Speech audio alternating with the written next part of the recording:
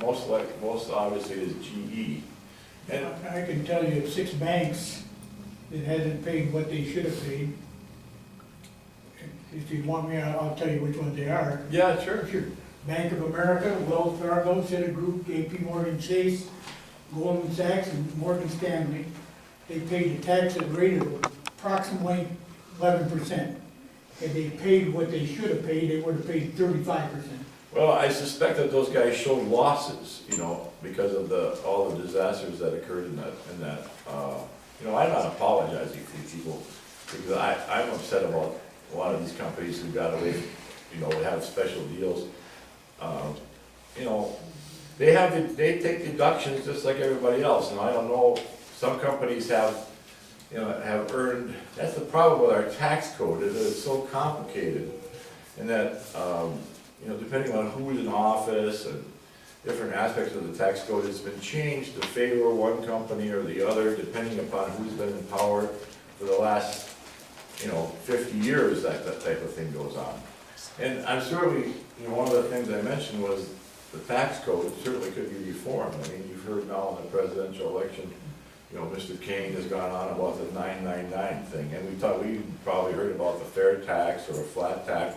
So there's all kinds of different, proposals out there to reform the tax code, and I certainly would be favorably looking on something like that to make it more fair and less rates, to tell you the truth. I'm not talking about changing the tax code, I'm talking about what the law says right now that they would be paying. If they would pay in their fair share of what they would have paid. Right. And the other thing is, that got me is on your Medicare, Social Security. Now, you're saying that if somebody is 55 years old, they gotta wait to get it? No, I'm not saying that. What are you saying then? Well, the Ryan budget, okay, the Ryan budget addresses the long-term, if we don't do something with Social Security, not so much Social Security even, but Medicare, is gonna run out of money. So the Ryan budget proposes that for anybody who's 55 years of age or older, we don't make any changes in Medicare. It's over 55. 55 or older. How about the ones younger than 55? Well, for those 54 years of age or younger, propose changing Medicare to a plan similar to what we have in Congress, where we need to pick a different insurance depending upon what you would like, and the government funds that. Okay, but it's not an unlimited benefit, nor is Medicare now. How could I get the same pension that you got? What would I have to pay to get the same pension that you got? Well, you'd have to work for 20 years or something in Congress, I guess. For 20 years? Yeah, I guess. Well, I'm not guessing, you ought to know for sure. Well, that's true. Well, I don't have a pension coming to me at this point. I mean, other than the pension that I've been saving for the last 30 years working as a doctor. The misconception is that once you have a term in Congress, you've got it. Well, no, that's not true. I mean, I have a 501k, just like, you put money in every month to save for your retirement.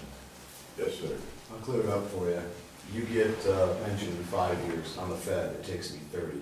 You get 1.7% for every year you're in Congress. I get 1. The question the gentleman's probably asking is, why is there a two-tier system? One for the couple million federal employees, and another one for the 435 that sit in the House. As And far as I don't think you defend it. As far as I know, it's the same pension that any federal employee has. It's the same fund. You get a lot more out for what you put in. I'm really not aware of the details of the plan. I know that I put money into the plan every month to fund it. Right. But that's what everybody's upset about. If it took you 30 years to get it like a regular person and you got 1%, they'd be perfect. Well, I don't think that you don't get a full pension unless you've been there like 30 years. You guys invested at 5. 1 term in the Senate, 3 times as a congressman. If you don't get like a full pension. No, you get the whatever- 1.7% at the age of 62, Yeah, okay. without deduction, where we take 30 years to get the same thing. Well, I'm just not aware of the details. I know that you have to be in there a certain period of time, you don't get like a full pension. But you guys getting out early really hasn't been a problem lately. Yes, sir. Question on with the deficit and everything we have. Is it true that Congress just got a cost of living increase? Not that I know of. I mean, we cut our budget 5% this year. Yeah, I know that. So that's all I can tell you, really. Our budget for our offices, we cut 5%, so I don't know where salary increases are. I don't think that's the case. Yes, sir. Just out of curiosity, I've never heard it come up from any of the talk shows, or do you pay anything into the federal health care? For myself? Yes. Sure. And how much do you pay in? I pay about $500 a month. So, you know, I'm like these gentlemen, when I'm retired from the post office, and I'm paying $431, and that'll probably change here in another month. And my pension's been frozen for 2 years. And the way they keep messing around, you have to wonder whether it's worth, you know, what do you do? Well, I mean, as far as I understand, it's the same healthcare as any federal employee gets. But I And I was understand, paying more when I was a doctor. I was paying $1,200 a month for my health insurance, and now I'm paying $500 a month. So you know, it's less money for me out of my pocket. and then I understand also that Congress can negotiate with pharmaceuticals for getting prices on their prescriptions and I stuff. don't know, I go to the pharmacy like everybody else. Yes, sir. Michael McMillan from Charlevoix. Hey, Mike. You mentioned Medicare and how much trouble it's in, but do we have to make Medicare better by cutting the providers' pay? You know, it's coming up again in January, 30% cut for But I'm not in providers. favor of that. I know you lived through this, I understand that. Well, the way they figure this out is so ridiculous. You know what I mean? Right now, what he's talking about is the fact that every year, I don't know, for the past maybe 20 years, there's in the Medicare funding cuts to the payment to physicians. And every year, Congress bails the physicians out. And at the end of the year, the payments to physicians are gonna, unless Congress does something, are gonna drop by 30%. And there's some concern from the physicians, and there's certainly concern amongst the patients, because the physicians may not wanna see patients then for that rate. Because, I mean, Medicare does not pay the same rate as we charge, nor does it pay as well as most other insurance companies. So physicians usually take Medicare because they're going to help, senior citizens as a percentage of their business. But if their business had to be all at that rate, basically they would go out of business. Can I follow up with that? Sure. You know, it's the SGR, the Sustainable Growth Rate formula, that needs to be changed, and it's been kicked around for a long time, but certainly that should be a priority. Well, I tell you, I've been working on that, as part of the doctor's caucus, and, as a physician, because I don't want to see these guys getting less money. But that whole healthcare thing is very difficult to deal with. As far as I'm concerned, I think the whole healthcare market is a mess because of this the way the third-party payers are dealing with it. I mean, basically, it's your money. You paid that money to somebody, either for health insurance or through Medicare. And, the way the Obama administration has changed Medicare, it's really bad. I mean, not only mention the SGR, but, Obama's healthcare plan changes Medicare dramatically by taking $500 billion from the Medicare Trust Fund to pay for the healthcare bill. And also puts this 15-member panel together basically to tell people what they can buy and what they can't buy. And you won't even be able to, if they decide you can't buy like a hip replacement when you're 85, you won't even be allowed to spend your own money to do it. So it's really pretty scary. But in reforming that, we voted to repeal the president's health care plan in the House, but of course it didn't pass. The healthcare system, in my view, needs to be reformed so that the patient is at the center of the funding. It's your money. I've been taking care of patients for 30 years. Let me tell you this story. I would charge like $2,000 for an appendectomy, okay? So that would include me getting up at night to go into the ER, see the patient in the ER, decide what the patient had, do a CAT scan, call in the crew, do the operation, take care of the patient in the hospital for a couple of days, and see him in the office for a couple of days. So for that, I would charge $2,000. Nobody paid me $2,000, okay? Because if you didn't have insurance, I usually would cut a deal with you because, we used to cut a deal. Blue Cross will pay like $800. Medicare will pay like $300. Medicaid pays $180. Okay, so that's what it is. How did I come up with that $2,000? I came up with that $2,000 from the price I charged back in '83 and adding a 2% cost of living increase on it every year, and that's how I came to that $2,000 charge. What is the true cost of an appendectomy? I don't know. Okay, but it should be determined by the market, right? I mean, it should be well, maybe not for an appendectomy because it's an emergency, but, to get your hernia fixed. You decide that, you're gonna get your hernia fixed. You shop around, who's the best surgeon that you heard of, who's most convenient for me, what does he charge, what does the hospital charge? You shop and you make a decision based on quality, availability, and price. But nobody does that in the medical market, okay? We need a market that's more like that. We need a market where, for example, car insurance, your car insurance doesn't pay for an oil change. It doesn't pay for your tire change. It doesn't just pay for your gasoline, because if it did, it would be really expensive. But your health insurance often pays for your mammograms, for your blood tests, routine stuff. And that makes it more expensive. If you were paying for your routine stuff out of your own pocket or on a health savings account, then you'd be shopping for that mammogram, because I would go to this hospital or this clinic, which one costs more. Right now, people, unless they have a really high deductible, they're not really doing that. They're just paying their copay or their deductible, and then they don't really care what it costs after that, because somebody else is paying for it. Somebody else who isn't paying for it, you're paying for it, you just have paid that money already. So I think changing the medical system into a market where the patient is in control of the money will, compete against other doctors for your business. That's how we're going to find what the true cost of medicine is.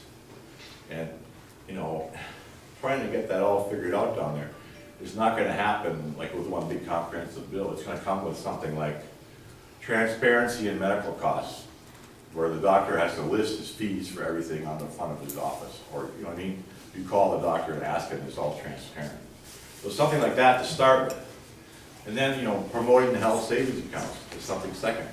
But not trying to reform the entire system with one comprehensive bill. That's just not gonna work. And it's not that easy to get anybody to agree on how to do this. I'm talking about a bill to try to make the health savings account tax deductible for you, so that you can buy your health insurance yourself without having to have your employer do it. Because right now, the reason that employers usually buy health insurance is a tax advantage.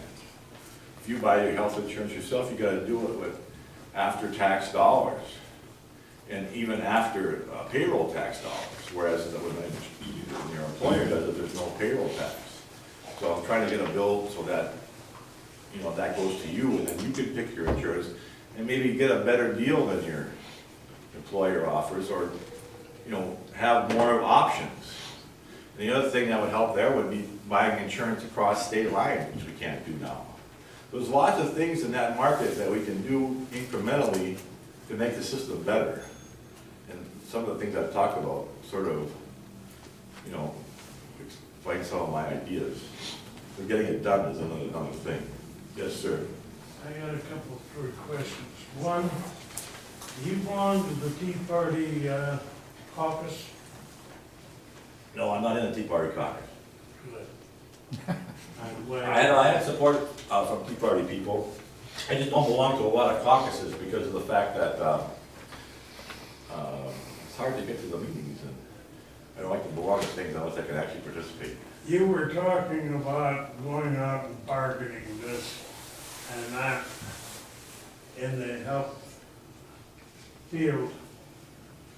Well, why hasn't the Congress changed the prescription bill, which I don't use personally, I got my own, so where they can't bargain for price?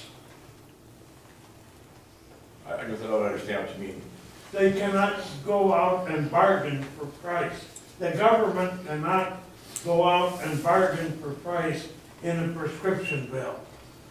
I guess I'm just not familiar with that, but Dan, can you kind of check that what you're Will talking do. about? You don't have to check it, you should know Well, it. I don't know it. I mean, I just don't know all the details of all that stuff. Well, but the Veterans Administration can go out and negotiate, which is, that's what I'm for, is as you indicated you are for, is the ability to go out and negotiate a better price someplace else for your services. But the federal government and the Republicans have not changed it.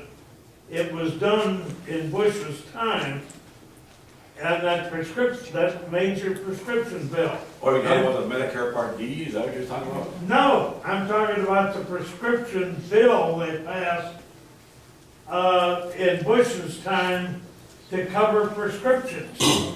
They're not allowed to go out and negotiate the price. You wasn't aware of that? No, I'm not aware of exactly what you're talking about. But, Dan, you get together with this guy, we'll try to get together and see what you're talking about. We'll try to get an answer for you. I'm just not familiar with what you're talking about. Are you aware of the prescription bill? That, No, I'm not. It's a big part of the, because it wasn't paid for. It's a big part of why we're in the ditch right No, now. other than what you call Medicare Part D, then I'm not familiar with what you're talking about, to tell you the truth. We'll get on it. Yes, sir. I got a letter from the American Medical Association 2 days ago, asking for their support to change the bill to pay the doctors, don't do the 30% cut. Right. But yet this is the same group that pushed to have the whole Obamacare pass in the first place. Now they're backpedaling. I guess I don't understand that. They should have been up there in front trying to get it fixed for the better, not to support something, then turn right around here, and here we are less than 2 years later, asking for it to be changed. Well, I don't know, I'm not a member of the AMA. Okay? The AMA represents about maybe 7% of the doctors in America. But they are one of the strongest They're lobbyists. advocating for the doctors. I think a lot of people have gotten a similar type of thing on the news, on TV, and I think that this cutting the Medicare fee to physicians is not right. I mean, the weird part about it is that physician payments account for 12% of the Medicare budget. Okay, payments to physicians in Medicare, that's 12% of the entire cost of Medicare. And yet, that's the only area targeted for cuts. Which, if you cut 30% of 10, 12%, it's really not that much, so it's. What are the other areas then that? Well, it's health, in-hospital care, Okay. home health care, home nursing care, the rest of the stuff that Medicare pays. So what's the biggest portion? I think what in-hospital care, May I answer that? yeah. It's end-of-life care. The last 2 weeks of life, they spend about 60% of their dollars on. The problem with that, with what you're mentioning, that end-of-life care thing, is that nobody knows when the end of life is gonna occur. Okay, so, I mean, when you spend a lot of money on somebody, when they're in the hospital, they might get better go home, or they might die, but so, the ones that end up dying, there's a cost to that end-of-life care, and I'm not gonna be the one to certainly, I'm not saying, I'm just Yeah, saying that yeah, that's I'm where most of the saying, dollars You never go. know, sometimes I've taken care of lots of patients, that, were old and pretty sick, and, they got better, and they went home. Yes, sir. On your slide, you were talking about bills that have been passed by the House, and they haven't gone anywhere in the Senate. But we have problems in the House as well. There's a bill that's co-sponsored by 220 Congress people 1351. The Postal Service is hurting right now financially. It's all over the news. Right. But 1351 will put them on solid financial ground now. But they will not let it out, get marked up and brought up on the floor. My question is why? Well, I'm not so sure that's a good idea, number one. The Office of Management and I think it's the Office of Management and Budget, the president's own team says that it may not be a good idea because there's no money. I mean, basically, what this bill does, it takes money from the pension plan of the postal workers and put it into the operating fund. So I'm not really sure that taking money from the pension plan is a good idea because I want to make sure that their pension plan is adequately funded. Yeah, but they overpaid, and this has been back in 2002, audits just recently over the last couple of years, that the Postal Service has overpaid between 55 to 75 billion dollars. That's what the talking points of the people who are in favor of this bill says, but the President's Office of Management and Budget disagrees with that. But The President's Office of Management and Budget disagrees with that. well, that's because they spent that money and they don't have it right now to put it back, is what the problem is. Yeah, I want the post office to live within its means, I want it to have a good pension plan. And I think it's kind of nervous to me to take money from the pension plan of the postal workers and put it into the operating budget. It just makes me nervous. What if the pension plan runs out of money? Okay, 2006. I'm just saying, what if it runs out of money? Congress passed in 2006, and this will put the Postal Service. I'm not saying I'm in favor of it, because I've been investigating this like crazy in the office, having my people look at it, because, there's been a lot of attention on this bill, and, the two sources of information give conflicting information about the data. Well, in 2006 is when the Congress did the Reorganization Act for the Postal Service. That's when they decided that the Postal Service had to pre-fund 75 years of retirement benefits in 10 years. No other entity, government or otherwise, is required to do that. That's another talking point, see that? They're talking about funding all the employees that they have. The post office operates as a separate unit from the federal government, so it's supposed to fund all its stuff. And as far as I understand it, they're trying to fund all its employees' pension plan. And you can say this 75-year thing, but, That's a fact. It's a fact. well, It's supposed to be, I'll sell this. What they did is they took 75 years of pre-funding retiree health care. We are paying for retiree health care of postal employees that are not born yet. That's a fact. well, That 75 years of health care turned out to be $60–70 billion. They said fund it in 10 years. No other entity. If it's such a great idea, why isn't your health care pre-funded? Why isn't his? Well, he's not, it's see, Washington. but there's conflicting data. There's nothing conflicting about it. Well, the president's own That's a Office of different Management issue. and Budget That's a different issue. says that that's not the case. There's 3 issues here with the postal service. Well, I'm just saying, I don't wanna get into a fight about it, I'm just saying. No, I want you to be clear. I wanted to make sure that these people we don't take money from their pension Your plan. caution, I applaud. Yeah, Congressman, the thing that makes me nervous is I'm hearing out of your mouth a lot, I don't know.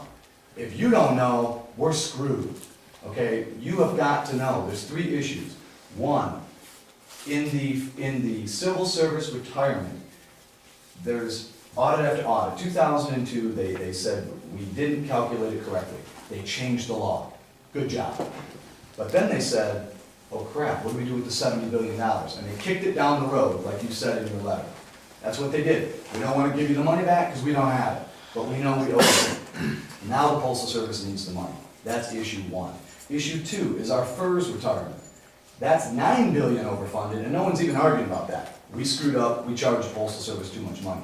That's $9 billion. There's $40 billion we put into a pre-funding of healthcare for retirees. That money is gone. There's no money there. When I retire, that will not pay my retiree health care. It's a scam. It's a stamp tax on the American people.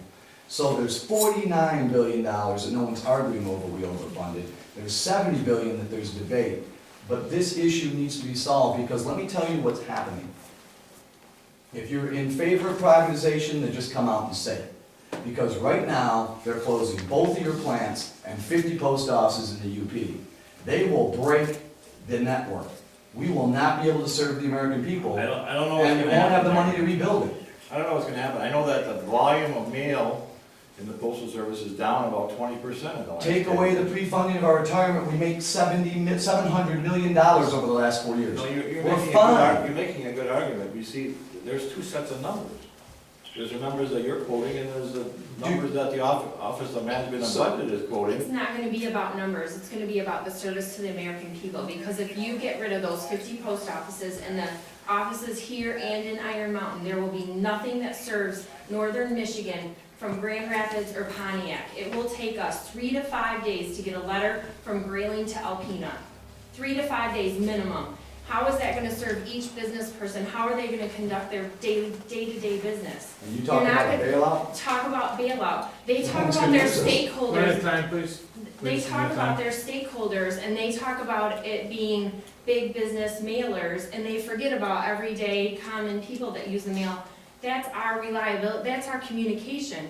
Think about like 25 miles, in the UP, sometimes you go 25 or 30 miles before there's even a little town, let alone a big town.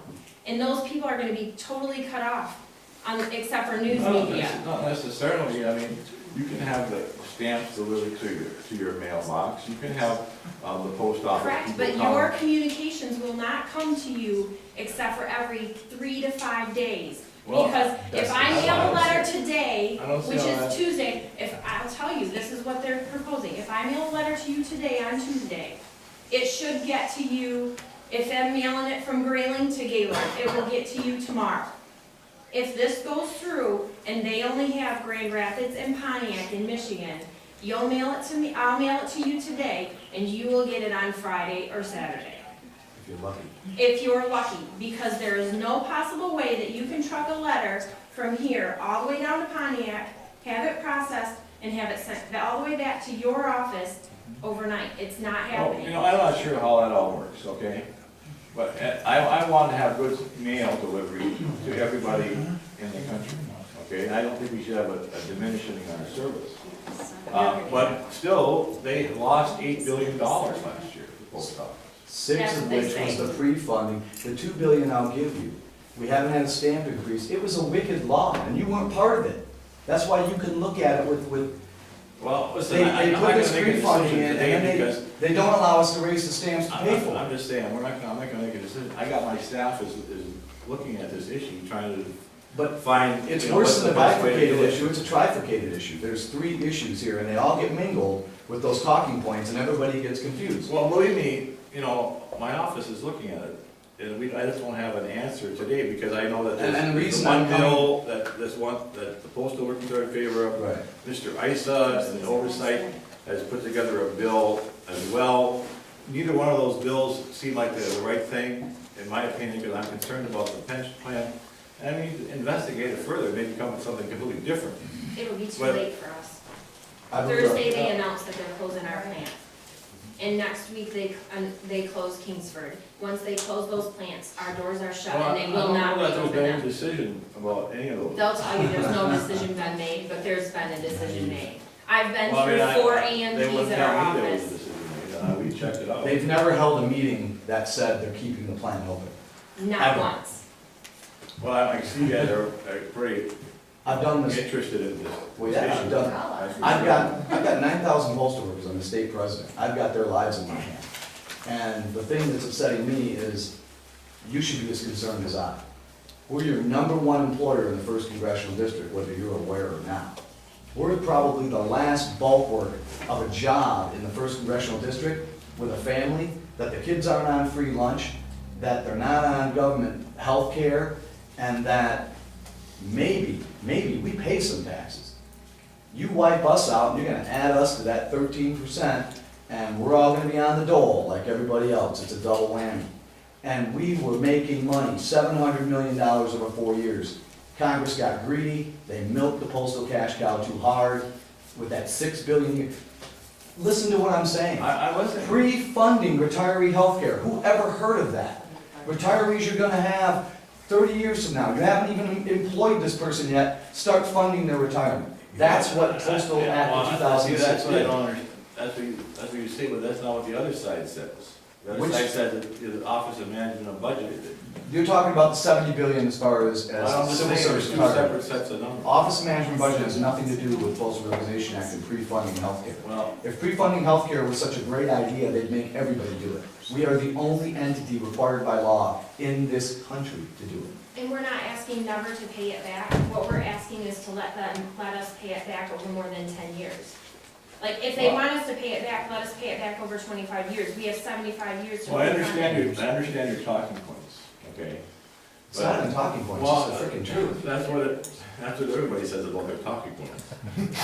Okay, well, listen, I just wanna make sure I make the right decision. I got my staff looking at it, and I haven't, decided for or against it. I just wanna be I sure I guess make the my right other question decision. is your staff going to be at the meeting on Thursday?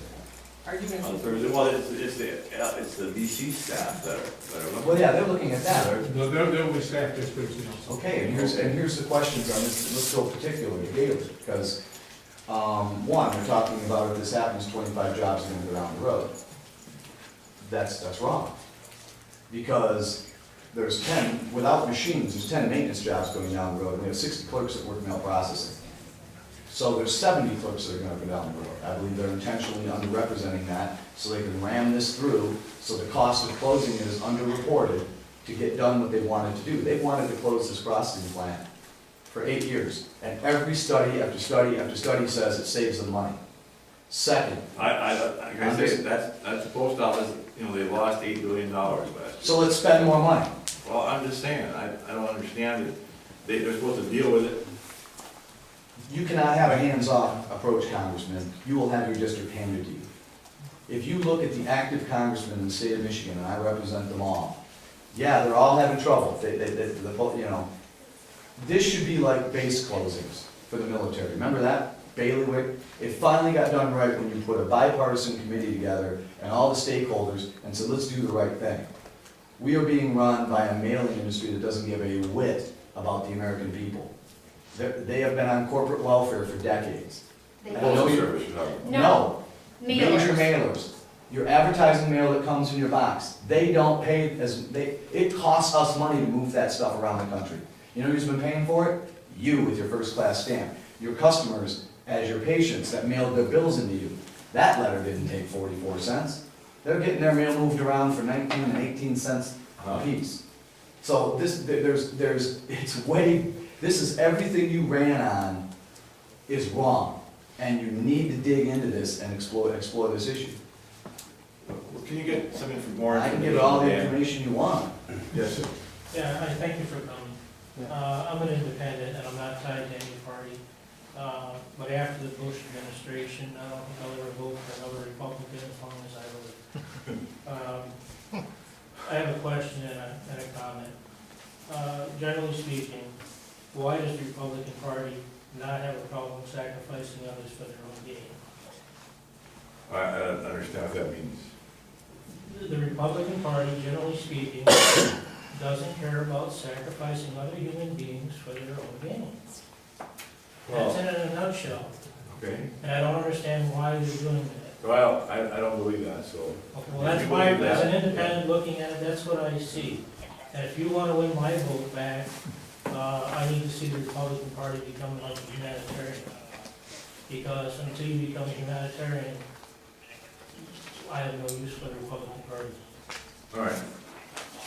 Yes, ma'am. I think we have to take a look at ourselves what are you calling it, her? Pardon me? Individually, and, things where we can change the cost of healthcare and we can change the cost of things or decide if we want fewer or more taxes, but, we'll pay $20 for a ticket to Avatar, but expected to pay $20 for a flu shot.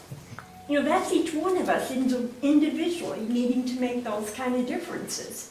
Or, somebody's busy at work, they don't want to go into the doctor for their cold, so they go into the emergency room and 5 hours later they're angry and got an antibiotic, but the pharmacy's closed and there's a $300 bill. But that started out a lot with the patient too, where we have to examine our expectations and examine, our sense of entitlement. And I don't want to get into arguing about the post office in particular, But for the people who live in a more isolated area, they're choosing to live there. And they have a choice to, you know, pay more for more taxes to get better mail service, or accept less frequent mail service. You know, just make it any I think that the post office should be able to deliver mail to people in the rural areas, I mean, absolutely. No, I'm not talking about the I'm not post gonna- office. I don't know how they're gonna address their cost situation. This gentleman, brings up some numbers that, I certainly wanna look at, but I don't pretend to have the answers now. Ma'am, you had a question here? Yes.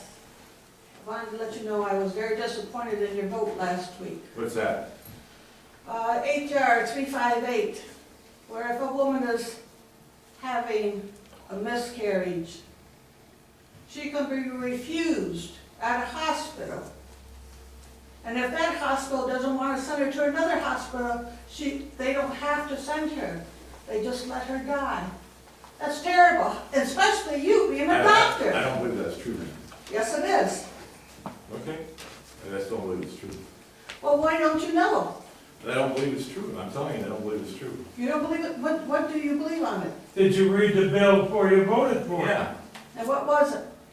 but it doesn't say anything about miscarriages. Doesn't say about if a woman's health is in danger, that if she was at a Catholic hospital, and they don't believe in abortions, okay? They could call another hospital to come pick her up, but they don't have to. That's not what it says at all. It says that they don't want to fund anybody who performs abortions. It doesn't say that if somebody comes to the hospital for a miscarriage, that they won't take care of it. I think so. I'm telling you. Yes, sir. Yeah, go back to the slide you had earlier on the free trade agreement, Right. okay? My question is, and over the years that I've been watching it, I see absolutely no benefit, because those countries restrict our exports. Well, that's the benefit of the free trade agreement. You see, these countries, Panama, Colombia, and Korea, were already sending their stuff to our country without significant duties. They're already sending their stuff to our country without any duties on their stuff. But our stuff going up to their countries had duties. These bills eliminate their duties on our stuff. Yeah, but what I'm saying is still, the country can say, we don't need your product. So their stuff still comes in duty-free. We can't sell our products to them because now they have ways to produce it themselves, so why would they import our product? No, the purpose of these bills is to allow our stuff to go to their country without duties, and it diminishes their duties on our stuff dramatically. It's supposed to be $100 billion of increased exports due to these trade agreements Okay, based on over the next 10 years. historical records, since we've gone into the free trade, what has our trade imbalance been? Every single country that we have a trade agreement with, we have a trade surplus with. Every single country that we have a trade agreement with, we have a trade surplus with. With Japan, Every with China, We don't have a trade agreement with China. But every country we do have a trade agreement with, we have a trade surplus. These are tremendous bills for our economy. I don't have any problem with Yes, One sir. of the things that those. China. your slideshow shown was that we have a really tremendous unemployment issue in the first issue. Right. What are your plans to see us change that, turn it around? Well, as you see, some of the bills that we passed in the House, for example, minimizing the amount of federal regulations. I just came onto a bill, I co-sponsored a bill to stop writing all new regulations until unemployment drops below 7.9%. I mean, getting a balanced budget so that there's no uncertainty as to what's going to happen to your taxes. Repealing Obamacare and getting our health care costs under control. I mean, people's health insurance costs are going up 30% a year. And that dramatically increased since the passage of the President's health care bill. things like that. But it's not that easy with the Senate and the administration that we have here now. Because the president believes that, spending money that we don't have is gonna help the economy. I mean, he's proved that with his first stimulus bill. I agree in spending money on our infrastructure, but that's not where the stimulus money went. The stimulus money, majority of it went to bail out states that were under their budget. It went, a lot of it was wasted, a lot of it was like, the Solyndra stuff, giving tax incentives to certain companies, like people complaining about the tax incentives. Well, these credits, these loan guarantees, these are incentives to who's ever popular politically now. Like, solar and wind, those companies are getting tons of benefits. And it's just, and the rest of us are paying for it. I mean, we need to have a more fair, even balance of the payment of taxes. When companies, like the company that's got the cement mill in Alpena, Lafarge, okay? They just built a new $1 billion cement plant in Indonesia. Okay, they were thinking about putting a $1 billion cement plant on the west coast in Washington State. But with the uncertainty of what their taxes are gonna be, the corporate taxes, we have one of the highest corporate taxes in the world. It's a Belgian company, okay? So rather than, spending the $1 billion in Washington, they decided to spend the $1 billion in Indonesia. Because it's just simpler in Indonesia.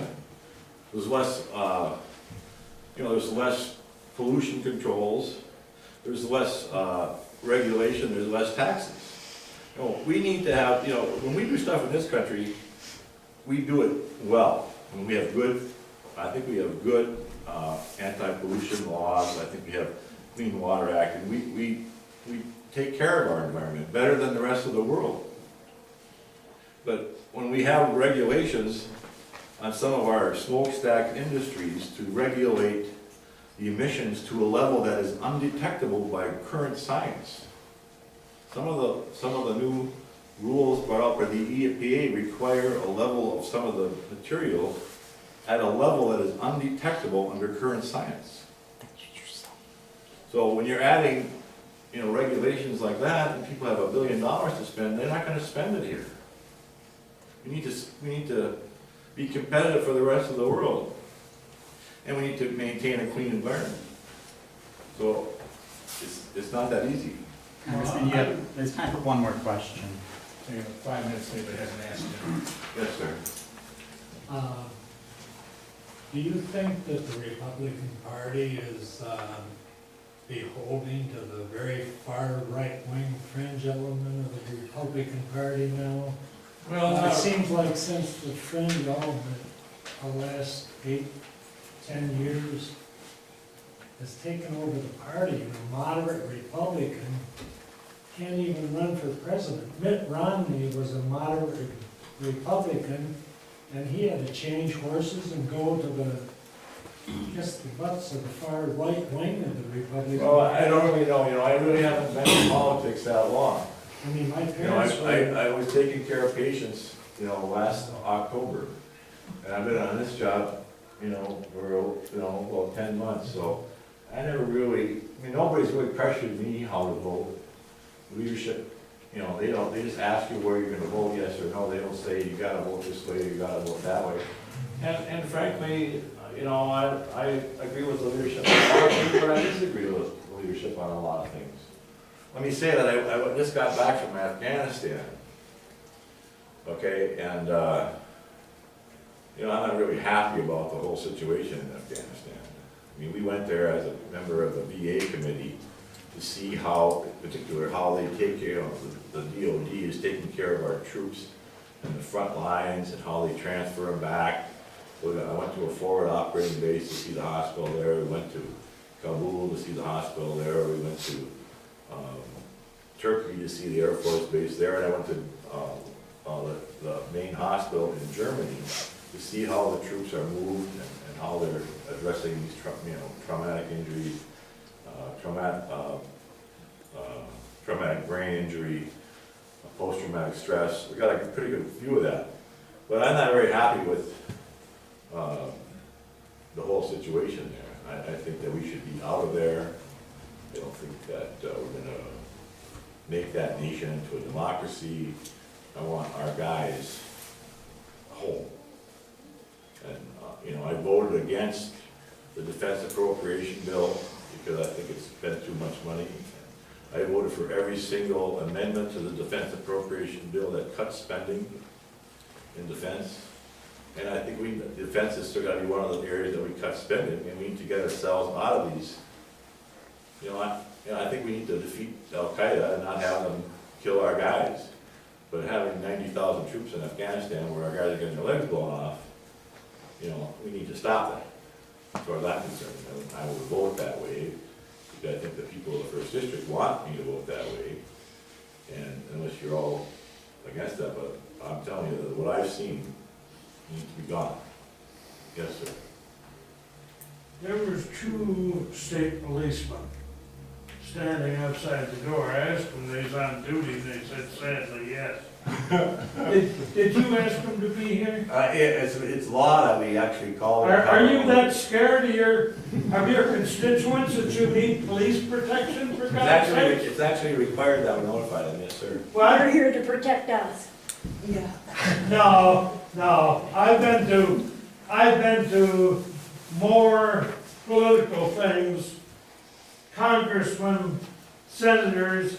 Never in my life have I ever seen police on duty like this. Yeah, well, they're gonna be there every time now, since they shot. That says more about you than it does about them. Okay, that's what you think, sir, but it's required that I do that because the congressman got shot this year. I just have a yes or no question. Sure. Did you sign the pledge to Grover Norquist? So not raise taxes, I think I did, yeah. That answered it. Okay, thank you. What else? Ladies and gentlemen, if you have any questions or concerns, casework that you need us to look into, please see me over here. The thing that you want him to, you want